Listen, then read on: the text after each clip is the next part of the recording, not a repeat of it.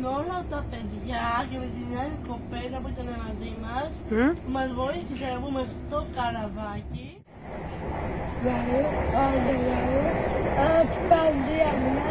Καλά.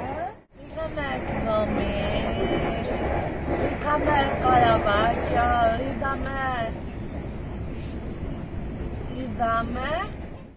Μου άρεσε που ήταν όλα τα παιδιά, ήταν τα μισά παιδιά.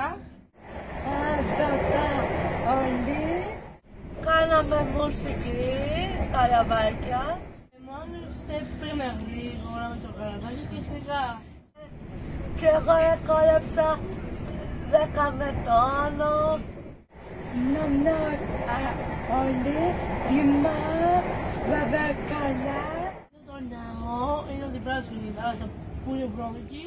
Και μετά φάγαμε, ήπιαμε και χορέψαμε. Και μετά μου άρεσε που πήγαμε για φαγητό, για γλυκό, πήγαμε στα μουσεία της εκκλησίας, όλα καλά.